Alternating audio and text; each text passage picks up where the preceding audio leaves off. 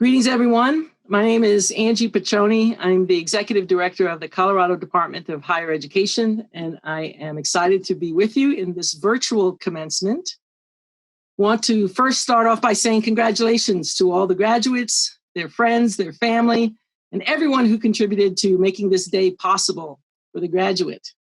Graduates, you are in a historical context. You are the first graduating class of the COVID-19 crisis.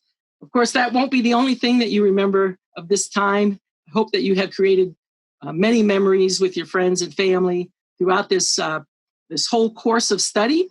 And now that you have completed it, you are about to commence on the next stage of your life. And so it's a historical context because of the environment that's happening, because we have to do this virtually. We can't be together, and I wish I could be there with you. I was at some of the commencements last year, and so I know how wonderful those are. But it's also a historical context because we are celebrating 100 years of the women's right to vote, the 19th Amendment. And so you are set in a historical context for many reasons. When we think about those women and the passion that they had to pursue their purpose and develop the skills that were necessary to make it happen, that's what I hope that you are doing as well, that you have pursued a passion at CMC, that you are about to embark on pursuing your purpose, whatever your purpose is, and that you have developed the skill set necessary to make it happen. And by the way, that skill set you can continue to build on that through lifelong learning. So I hope this won't be the last opportunity that you have to gain a skill set. Denzel Washington once said, we should be thinking about not just making a living, but making a difference. And when I think about the difference that my mom made for me and for many other women, I want to tell her story. My mother is a strong Black woman, and she was the only Black girl in her high school all 4 years. And when she graduated from high school, at that time, women didn't have a lot of opportunities. You think about the theme of this year, equity and opportunity. There weren't very many opportunities for young Black girls in Manhattan, in New York, in the mid to late 50s. But my mom was trained and she had a skill set, and that skill set enabled her to become the first or one of the first Black women to work on Wall Street. I'm sure my mom was persistent and that she went to knock on doors and offered her resume, and finally someone probably said, somebody hire that woman.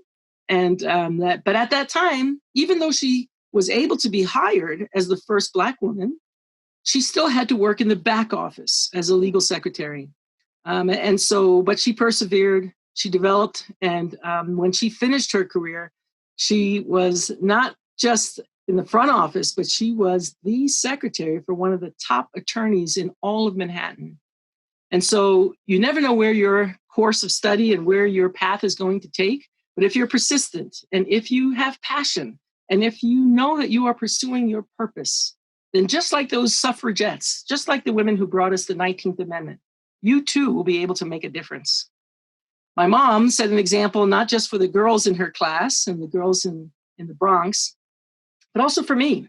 And so when the opportunity came to me to become the first woman to coach boys high school varsity basketball, I said yes to that opportunity and became the first at the large school level in Colorado at Smoky Hill High School back in the 90s. I also was the first African-American to be elected to office in Fort Collins. I was the first African-American female majority caucus leader when I was a legislator. And so being the first doesn't necessarily mean that you are remarkable. It means that you had the persistence, that you had the passion and the courage to step up and speak out. And so I encourage you all to do that. No matter where your path takes you. My route to this role as a member of the governor's cabinet was very circuitous. I started out as a professional basketball player and faced the disappointment of the 1980 Olympics being canceled. And that would have been my time to participate. And so you deal with and navigate through those disappointments in life, but you continue to pursue your passion, which I did. I played professional women's basketball. Then when that league folded because your parents didn't come to any games, I pursued education. I became a high school teacher. And from there, I went on to become a college professor. While I was there, I saw an opportunity to become a legislator, and I said yes to that opportunity and served in the legislature for 4 years. And then there was an opportunity to run for U.S. Congress. And even though I had never had the ambition of being in Congress, I ran for that office and came within 2.5 points of winning that seat. And from there, I decided to pursue another passion, which was to go into corporate training. So I worked in industry for 12 years. And then because I maintained those relationships over time, including the one with then Congressman Polis, when he became governor, he asked me to join his team because he knew that I had the passion, that I was purposeful in my decisions, and that I had the skill set to make a difference.